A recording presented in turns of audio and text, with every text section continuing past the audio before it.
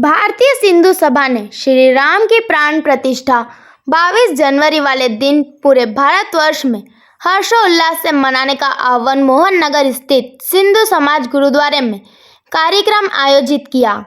सिंधु समाज ने आज मोहन नगर स्थित गुरुद्वारे में पूरे जिले के और प्रदेश के साधु संतों द्वारा एक कार्यक्रम किया, जिसमें उपस्थित सभी हिंदू धर्म और लंबी हो साधु संतों और समाजजनों ने शहर की जनता से अपील की। आज 500 वर्ष की संघर्ष के बाद अयोध्या में श्री राम जी की प्राण प्रतिष्ठा 22 जनवरी को होगी। इस दिन शहर का हर व्यक्ति, हर आदमी, हर परिवार अपने घर में इस उत्सव को बड़ी धूमधाम से मनाए, दीपक लगाएं, पटाखे फोड़े और दिवाली से भी बड़ा त्योहार मनाएं, क्योंकि इस जगह पर श्री राम जी की प्राण प्रतिष्ठा के लिए भारत के कई सपूत ने अपने प्राण न्यौछावर कर दिए। हमारे कई साधु संतों ने 500 वर्ष तक संघर्ष किया। उसके बाद आज यहाँ अवसर आया है कि अयोध्या में श्री राम लला जी अपने मंदिर में प्राण प्रतिष्ठा हो रहे हैं। इससे पूर्व इस जगह को आज़ाद करने और संघर्ष करने के लिए कई कर सेवकों ने अपनी जान दी है। पूरे देश भर से लोगों ने यहाँ पर लगाने के लिए पाई इकट्ठा कर वहाँ तक पहुँचाई है और अब अवसर आया है जो वहाँ नहीं जा सकते, वहाँ व्यक्ति अपने परिवार के साथ दीपक लगाएं, आतिशबाजी करें और इस दिन को एक ऐतिहासिक पर्व मनाएं। इससे विश्व में एक भारत देश की जो अलग पहचान है वह हमेशा कायम रहे। इस हेतु आज हिंदू समाज में यह अग्रणी कदम उठाया और शहर की जनता को इस दिन को ऐतिहासिक और विश्व में अनोखा दिवस मनाने के लिए प्रेरित किया। यह दिन भारत के इतिहास में स्वर्ण अक्षरों से लिखा जाएगा और आने वाली पीढ़ी इसको देखेगी। आज अपने सर्व समाज के लोगों के आगे हाथ जोड़ता हूं कि 22 साल होंगे, वो दिन हम हिंदुओं के लिए सबसे बड़ा गर्व का दिन होगा। चूंकि समय की मर्यादा है, इसलिए राम की तरह अपन को अपना जीवन जीना है। जैसे राम ने भेदभाव रहित अपना जीवन दिया, सर्व समाज को अपने गले से लगाया, क्यों ना हम सभी समाज को गले से लगाकर सद्भावना का मतलब यही है। उसमें लिखा है, देखिए आप, सामाजिक सद्भाव, हमें सामाजिक सद्भाव रखना है। हम सर्व समाज में मिलजुल कर अपने हिंदू धर्म को आगे बढ़ाएं, सनातन धर्म को आगे बढ़ाएं। नहीं है, फिर कभी मौका आएगा, देखेंगे। बोले सच्चिदानंद भगवान की, सनातन धर्म की, सनातन धर्म की, सनातन धर्म की जय श्री राम। हमें जरूरत है, जोश को आप बरकरार रखिएगा। मैं श्री नंदराम जी पाटीदार जी से भी निवेदन करूंगा कि वो आए और 2 शब्द में हमको लेकर संघ की, समाज की, संत की योजना से पहुंचना है। जो अयोध्या से हमारे बीच में जो कलश है, कुछ पत्रक आए हैं, उन सारे जो सामग्री है इनको लेकर और जो कुछ विषय हमारे संत समाज ने और हमारे समाज के शुभ चिंतकों ने हमको दिए, जो घर घर, बस्ती बस्ती, जंगलों में, गांवों में, और जो वंचित समाज है वहां तक जाने का, उनके साथ में मुझे ये पहला अवसर मिला है काम करने का। तो मैं इस विषय को लेकर मैं अपने इस जवाबदारी को देने वाले संगठन को और समाज के बीच में काम करने का ये सौभाग्य प्राप्त हुआ है।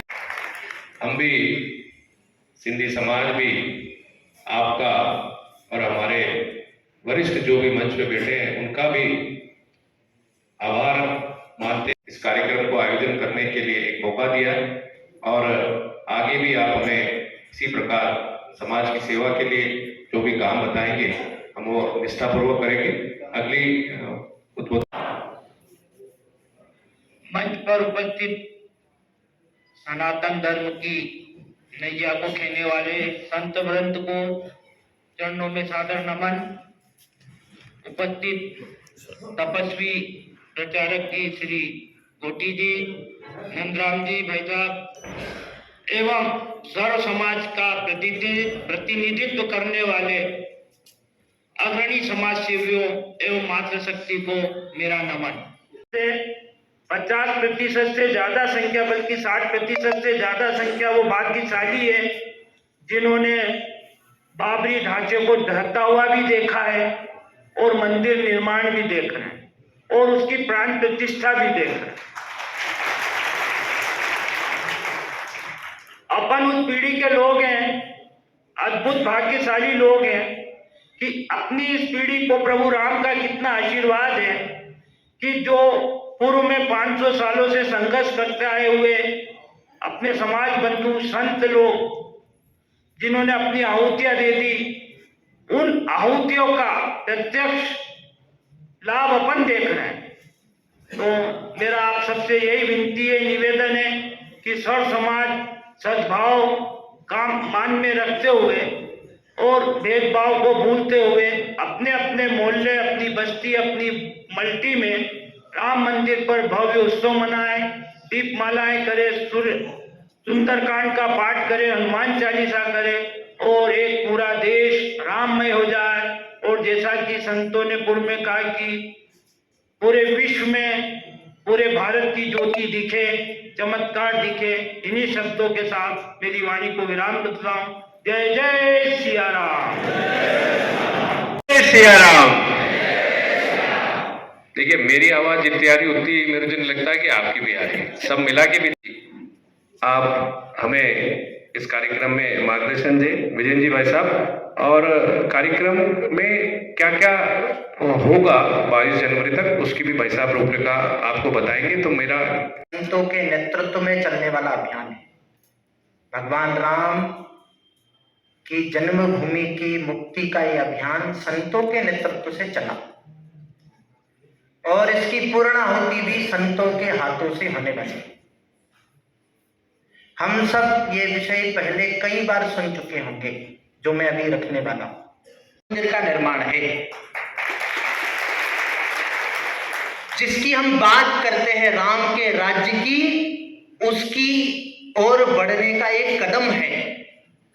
हम सब लोगों ने पिछले सालों को भी देखा है, इस उभरते हुए भारत को भी देखा है, इसलिए भारत के बढ़ते हुए कदम को हम सब जानते हैं।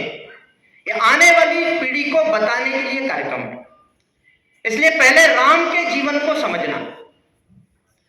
हम भगवान इस नाते से उनको पूजते हैं, पर भगवान राम ने इस इस युग के अंदर जन्म लिया, क्यों लिया होगा? वो इस कि मेरा बेटा कैसा चाहिए, तो छवि निकल कर आएगी भगवान राम की। बेटा कैसा चाहिए, तो राम जैसा बेटा चाहिए। आप विचार करो, जो एक दिन बाद अयोध्या का राजा बनने वाला है, चक्रवर्ती सम्राट बनने वाला है, मां कहती है तुमको 14 वर्ष वनवास जाना है। 14 वर्ष के लिए ये सब कुछ भूलकर वनवास जाना है। वो राम एक शब्द नहीं पूछता, वो राम है। पति चाहिए।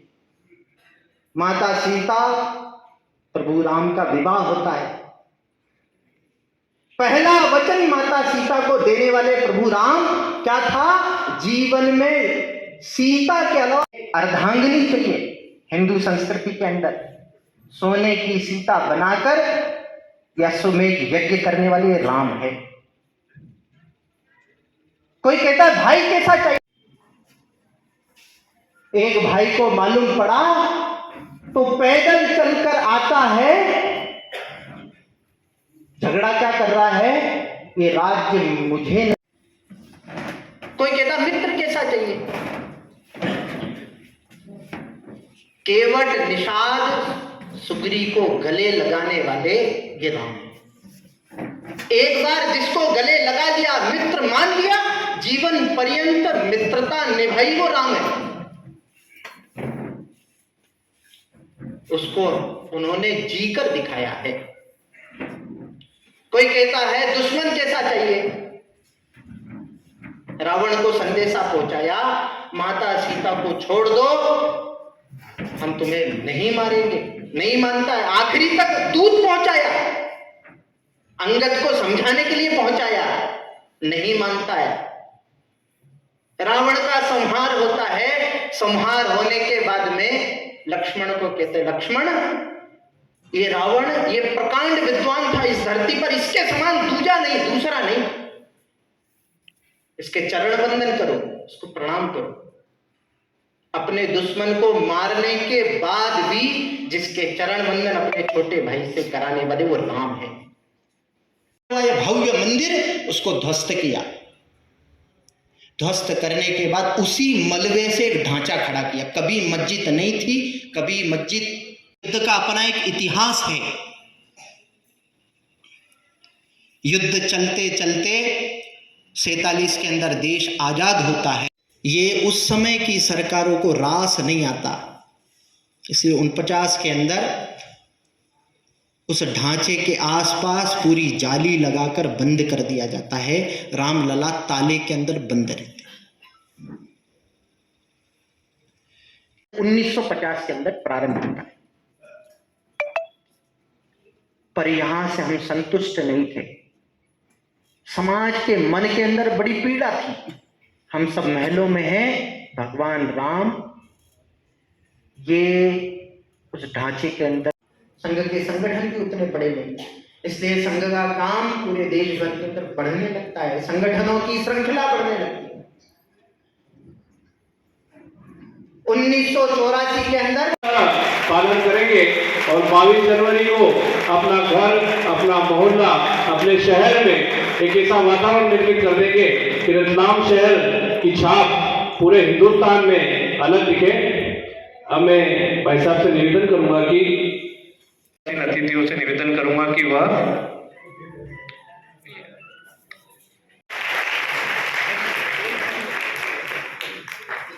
आराम से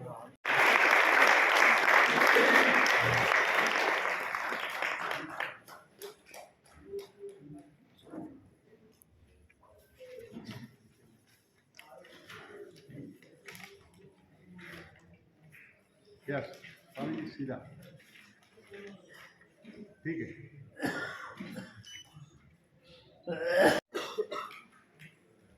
रंगोलियां, सभी घरों में स्वच्छता, भजन कीर्तन, हवन, भंडारा आदि कर उनका स्वागत किया था।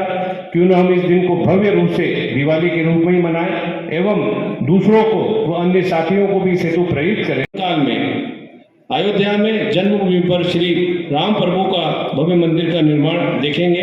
इस पल को साझा करते हुए मुझे अनुभूति हो रही है, मानो मेरे रोम रोम में राम समाहित है।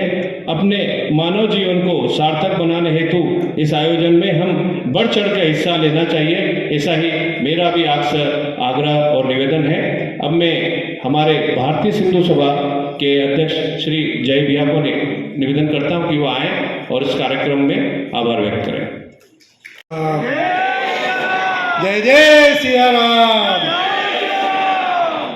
सभी से निवेदन, सामाजिक सद्भाव समारोह में आए हुए मंचासीन मुख्य अतिथि एवं समाज के सभी प्रमुख संस्थाओं के सम्माननीय पदाधिकारियों का भारतीय सिंधु सभा रतलाम की तरफ से आभार प्रदर्शित करता हूं। इस कार्यक्रम में आकर आपने रतलाम के सामाजिक एकता का